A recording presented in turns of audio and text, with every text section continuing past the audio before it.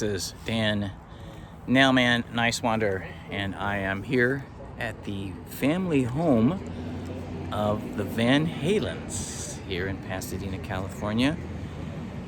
Very modest looking home here behind me, and it is turning into a shrine. It's definitely a national landmark.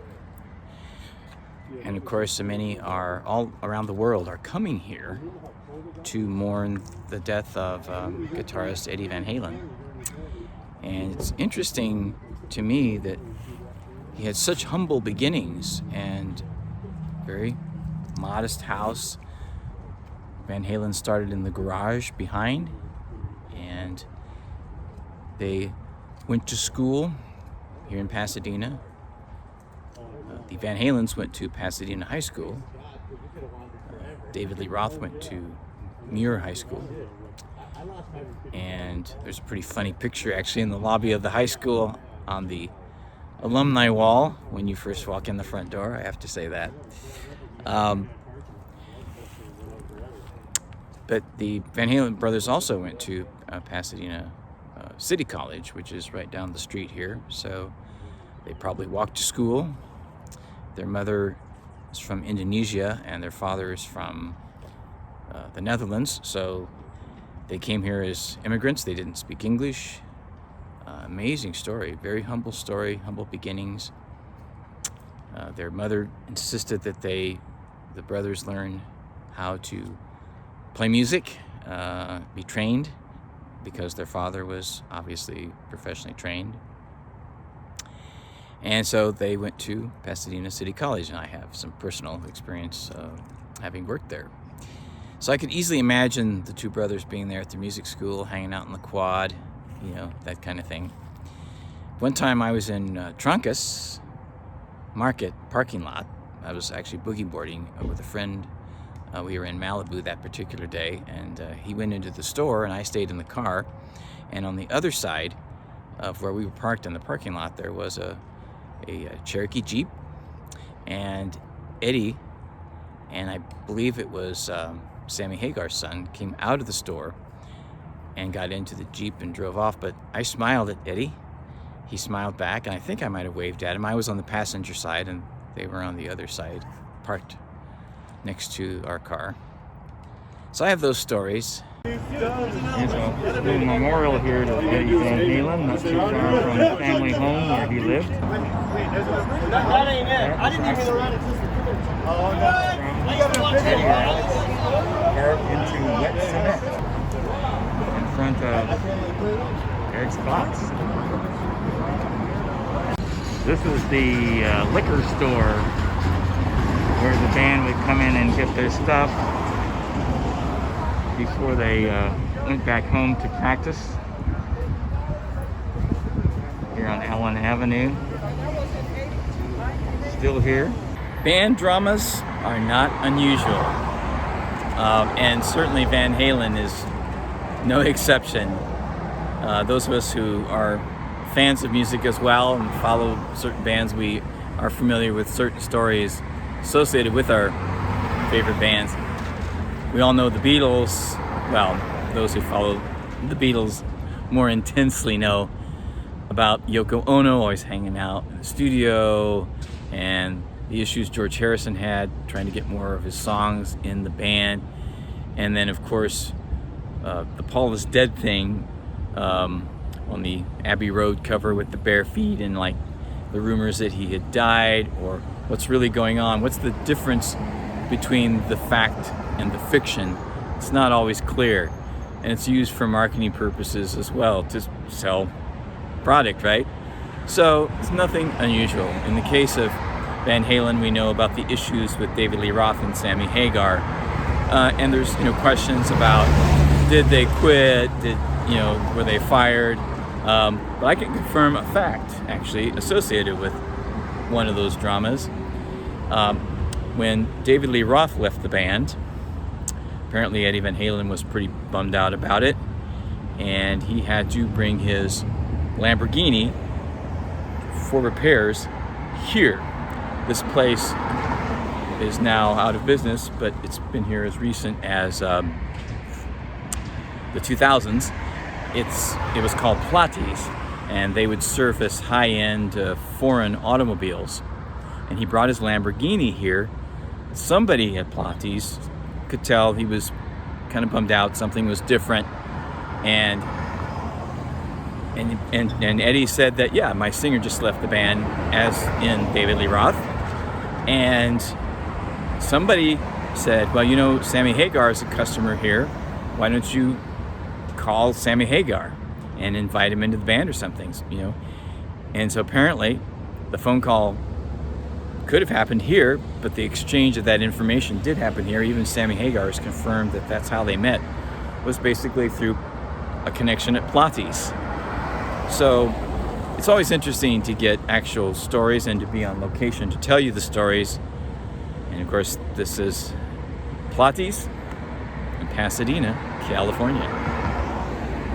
Had to come here and pay tribute and to think of the amazing guitar work of Eddie and just the brilliance of how he built his original guitar. He became friends with Les Paul, and you can just see the two of them nerding out on being innovative and building things, as well as experimenting with different ways to record and make incredible sounds with guitar. So many wonderful stories are coming in. A documentary is being made. So I had to come here and pay tribute to Eddie, since long overdue. And of course, the music lives on forever, and many people were impacted by his work on Michael Jackson's Beat It, which was actually Michael Jackson's biggest hit. And that had a lot to do with the sound of Eddie Van Halen's guitar on that song. So this is Niswander from the family home of Eddie Van Halen and also his brother Alex. Stay present in the moment, always.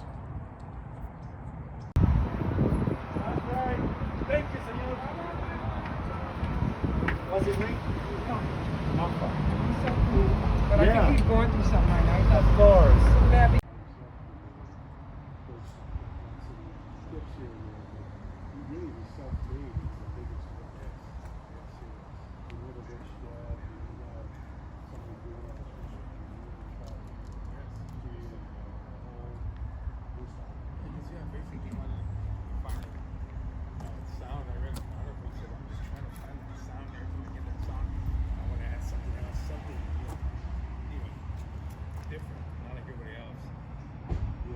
All these records were made at Sunset Circle and a lot of the Sunset Boulevard. Sure.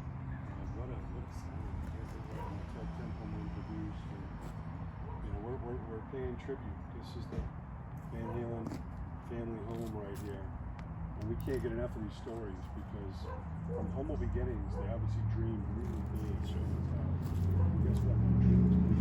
Exactly. Yeah, I know. I know a lot of bands, and There's a million players in their bedrooms dreaming about that. Maybe the right place, right time, and he just went for it. That's what he wanted to do. I seen Roth talking to him, and Roth don't be quiet, so he's just like looking at Roth and Eddie, will we have done it? He goes, "This is all I know to do." That's all we do. Yeah, and that was the combination of everybody in the band, including Michael Anthony. Oh, good backup vocals.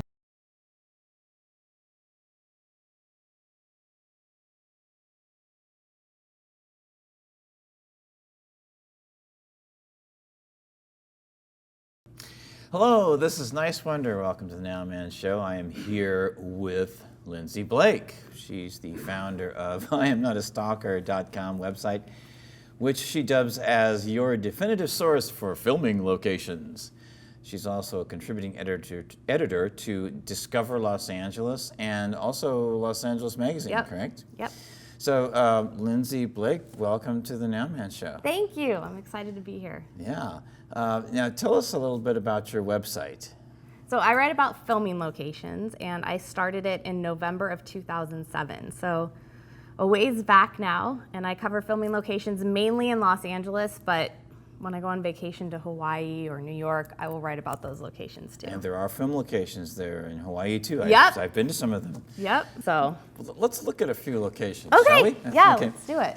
What is it we're looking at right now? So this is Andy's Coffee Shop in Pasadena. And it's on Colorado Boulevard, and it's been there since the 30s, actually. Wow. Yeah. Wow. And I never knew of its existence till I live in Palm Springs now, and Wow. I have for 3 years, and I only just discovered this, which is shocking because it's kind of a Pasadena staple.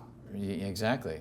It's funny, I've lived here a while too, and I didn't know about this place, but I do have this visual in my head. I remember seeing the outside. Yes, that when I You first know? looked at Google Maps and saw that outside, I was like, I know I've driven past there, and I Yep. don't know why I never went in. Yeah. So Well, we just went recently. It's really good. Is it really? Really Excellent. good, yeah. And the owner's so friendly. And it's so perfect for a film location. Right? What was shot in there? A bunch of stuff. A season 4 episode of Mad Men was shot in there. Cool. It's with the actresses who are fighting over the sugar baked ham. That episode. Well, you really are a fanatic for yeah. Anna Kendrick's Cups music video was filmed Wow. in there, and they even used the back kitchen. What are we looking at here? This is a Father of the Bride house. Oh, cool. Probably one of Pasadena's most famous filming locations. You know, someone who I met by the name of Cindy Williams, actually, who's an actress. the sister of. She played in Laverne and Shirley. Oh. She was the one that came up with the idea to Steve Martin. You're kidding. She's the one. If you look at the packaging, she's the She is credited as an executive producer. That's so exciting. It was such a great movie. That's a story, personal story she told me. That's so Yeah. cool. So that's the house. Yep. Yeah. And it's right on El Molino, What else do we have? the Gamble House. This is probably one of the most famous locations in Pasadena right here. Right. Which It's is- famous architecturally for one thing because it's the Yeah. Green and Green brothers who designed it. But Doc Brown's house from Back to the Future. Yeah, we all remember that, Yep. like the front door, and yeah. And the garage where his workshop was. It's Yes, just exactly. next door, yeah. All of that's right there. And only the outside was actually used in Back to the Future. The inside is another Green and Green house called the Blacker House, and it's also in Pasadena. Oh wow. Yeah. Wow. Yeah, and that's privately owned. But the Gamble House you can actually go in because it's a museum. That's fantastic. It's over by the Rose Bowl, right? Yeah, In that on area Westmoreland. Have you been in it? I've not been in it. Because you love Back to the Future, right? Well, I like that movie a lot. Yeah. You should go. It's a great tour. You can't take any pictures, unfortunately. Oh, really? Yeah, Wow. that's the bad part. But it's really neat to see the inside So of it. there were no internal shots. No, because right? the Gamble House, they're really careful about see. letting people in and film a film crew. It's such I a understand. major production with the cameras, and they're on wheels, and they didn't want anything potentially destroyed, so they wouldn't let them film in it. So Cool. they went to Yeah. another really similar looking house. That's interesting. Yeah. You know, what is it we're looking at here now? That's Occidental College in Eagle Rock, Hmm. and that was used as CU, California University on Beverly Hills 90210, and as Bronson Alcott High School on Clueless, the movie Clueless. So. Clueless. I didn't see that movie. No, I didn't see that That's movie. one of my favorite movies ever. Wow. I feel like you need to go home tonight and rent that movie. Is it really? It's streaming on Netflix. Oh, is it really? And it's not just a girls' movie. I recommended it to a guy recently, and he was like, I don't know why you never watched this. It's That's so funny. good. Such a great movie. And what is this we're looking at here? This That's is also more part of Occidental. Oh, really? Okay. Yeah. Clueless used pretty much every square inch of that place, and they also Wow. used Grant High School in Van Nuys. Wow. But that was only for in like the classroom and a hallway scene, and everything else, the tennis courts, even Josh's girlfriend's dorm, which wasn't supposed to be a part of the high school, that can be found on the Occidental campus. Look at that. For people that are fans of Michael Jackson, what is this? The Thriller house. Wow. The house he runs up And into. does it still look like that? Yeah, this is a pretty recent picture. It's been under renovation since I moved to LA in 2000. I mean, I visited it that year and it looked like that. Wow. So, yeah, it's still very much a haunted looking house. Did they shoot the internal? That was in a That was all on a soundstage? soundstage, so it was Yeah. only the exterior. Wow. But you see him; he runs up the steps, and she runs up, scared of the zombie Oh, Michael, that's and then right, he that's follows her with all the zombies. That's fantastic. And what is this? This is where they filmed the zombie dance in Thriller. Wow. It's That's fantastic. Yeah, and you can still go there today and see. And isn't the side of the wall there still visible in the video? It's exactly the wow. same. I mean, nothing has changed. It's frozen in time. It's so and that's exciting. In Boyle Heights, right? Yeah. Wow, cool. It's just in kind of like an industrial warehouse area. And when I went, I was, of course, recreating of course. Who wouldn't How do that, can you right? not? And all the workers, they had like no clue that they're somewhere historic. Wow, and they're looking that's at hilarious. us like, what are you doing? Wow. It's like Thriller was shot here. Wow. Yeah. And this? This is probably my favorite location ever. That's the Walsh House from Beverly Hills 90210 in Altadena. So Beverly Hills 90210 was your favorite show? Yeah. Oh, wow. I mean, absolutely obsessed with it. And this, so this is you. That's me in front of the house. The Walsh House. Yep. They were the twins, right? Yeah, Brandon and Brenda Walsh. And actually, the real life twins lived there. Oh, They're really? grown now, but Wow. because the same man still owns it, that owned it when 90210 was filmed. But interesting. So when the location scout went, he was really interested in the fact that twins in high school at the time lived there, and also they kind of modeled the set after the house, because the shared bathrooms that Brandon and Brenda had, that's how the real house looks. That's fantastic. Yeah. Thank you so much, Lindsay Blake. Thank for you being for on having the me. Nowman Show. So Lindsay Blake from IamNotAstalker.com. Hello, this is Niswander, and I am at the original location of a famous film scene, actually many scenes of a 30-minute talkie from 1932. It was directed by Hal Roach, and it starred Stan Laurel and Oliver Hardy. It was called The Music Box. It basically focused on this, the music box, which actually even has some sound effects in it. They were hired by a wealthy person who lives in a house at the top of these stairs to move this piano all the way to the top of 133 stairs, and all the different scenarios that happen in the process of making that happen. It's quite hilarious. If you get a chance to see it, it's called The Music Box. This is actually now called the Music Box Steps. It's a national landmark, and I'm here today to celebrate Laurel and Hardy, also with the 20th anniversary of the Music Box Steps Festival here across the street here from Laurel and Hardy Park, which is a great annual neighborhood event bringing a lot of different people together, and it's just great to actually be able to be here on the original location of this film. Now, most of the scenes not only were shot on this property, which was an open field on this side, but most of the scenes were actually filmed right here on the spot where I am standing, so that makes it even more interesting and more amazing. And if you ever get a chance to come to Hollywood, be sure to check out the Music Box Steps. So I'm going to go up the steps here and check it out further.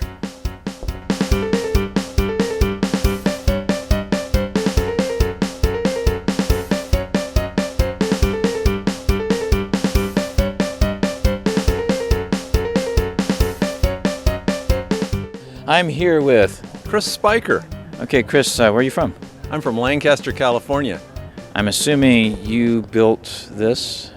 You know, a buddy of mine built it for me. I wanted to be in a parade. I'm a follower of Laurel and Hardy. I belong to one of their tents up in North Hollywood. So we've used it twice. It was at these steps for the International Convention in July, Laurel and Hardy Convention. Excellent. And then we put wheels on it and rolled it down our parade for our fair in September. So today I brought it down, and I'm excited to have the actors play with the box a little bit. Well, that's fantastic. It is a great film. It reminds us of a day that's not here, but we can still actually stand in the exact spot where these scenes actually really happen. What do you think about that? Well, you know, it's history and it's community. And the reason I built the box, we have something called AV Nice, Antelope Valley Nice, kind of like Minnesota Nice. Nice people, nice stories, and so just entertaining people, making friends, doing something a little out of the ordinary, just like this festival today, meeting you, hooking up, interviewing each other. That just makes the world a better place and helps us enjoy the neat people in it. Thank you very much, Chris. Thank you. Thank you for bringing the Music Box. My pleasure. Hello, this is Niswander, and I am at a location where many scenes have been shot for film and some television for over 100 years, including some scenes in two of my favorite films, one which is probably my all-time favorite film. This is the Eva Scott Famous Mansion. It's in North Pasadena, California. The first film shot here was a silent film from director D.W. Griffith in 1910. He is, of course, best known as the namesake of the famous park here in Hollywood called the Griffith Park, home of the Griffith Park Observatory and the Los Angeles Zoo. In 1918, the famous cowboy actor Tom Mix did a silent film here. Television scenes have been done here as well, including The West Wing and scenes from a TV movie back in the 70s on the lives of Eleanor and Franklin Roosevelts. More recently, other films such as Mirror Cracked in 1981 with stellar cast of Rock Hudson, Elizabeth Taylor, Angela Lansbury, and Kim Novak. And even The Social Network in 2010, Jesse Eisenberg and Justin Timberlake. And probably my all-time favorite film, Being There, with Peter Sellers, Shirley MacLaine, Melvin Douglas, and Jack Warden. This is Niswander, speaking to you from Famous Mansion in North Pasadena, California.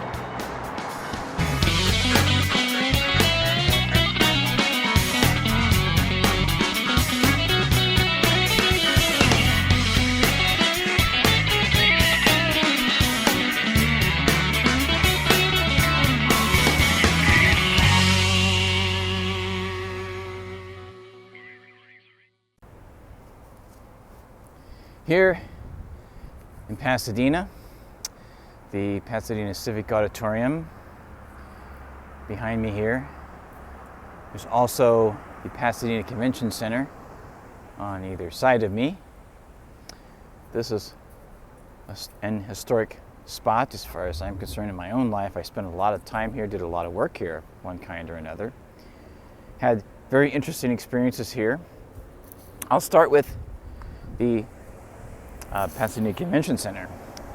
With the Nowman Show, I covered Politicon, the unconventional political convention, comedy and serious and entertainment, all kind of a mixture.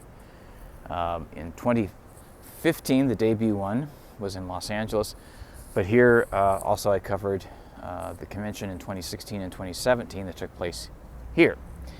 I interviewed John Fugelsang, Jink Uger, Ann Coulter, Ed Asner, Christina Tobin, the comedy team of Bernie versus Trump. And we're going to make sure to pay ourselves so much. I'm going to make so much money off of this. It doesn't matter if I win.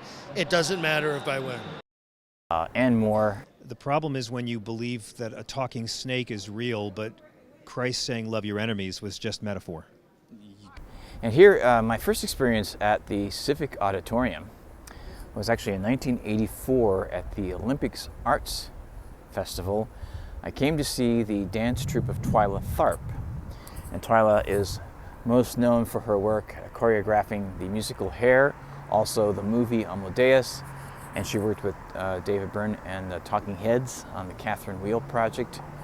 And the show that I saw here, the first half was basically ballroom type of dance to Sinatra songs. The second half, though, was kind of avant-garde with the music of electronic musician, percussionist David Van Halen, and all the moves were based on Olympic event moves, or for instance, track and field, swimming, etc. Very interesting and innovative. And in the last 10 years, I would say, in the 2000s, I was on my way home and just happened to catch Bill Clinton getting ready to speak here at the auditorium, walking into the side entrance. He was only visible maybe for 10 seconds and he waved to us. That's all I'll say about that. My most recent experience here, which was incredible, happened March the 7th, 2020. I was on the stage performing in front of thousands of people and the judges, of course, including Simon Cowell, Howie Mandel, Heidi Klum, and of course, Sofia Vergara. That's a quote of hers.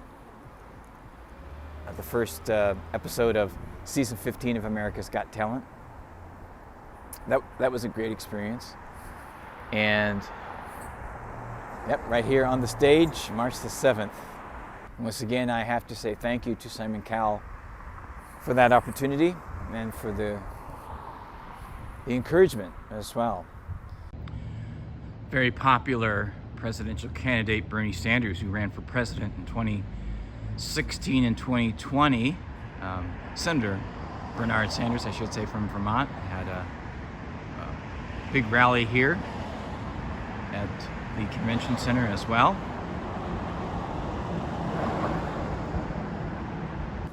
Old Route 66, Colorado Boulevard, the main street in Pasadena, which for over 125 years has been the home of the Tournament of Roses Parade. Of course, there's also the infamous Rose Bowl game and Rose Bowl Stadium north of here.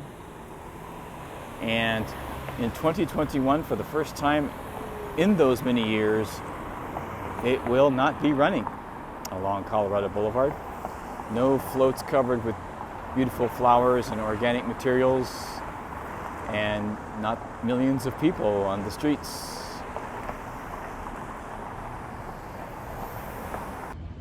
Pasadena is also the home of two world-class athletes. Most people know of Jackie Robinson, but also his brother, Mac.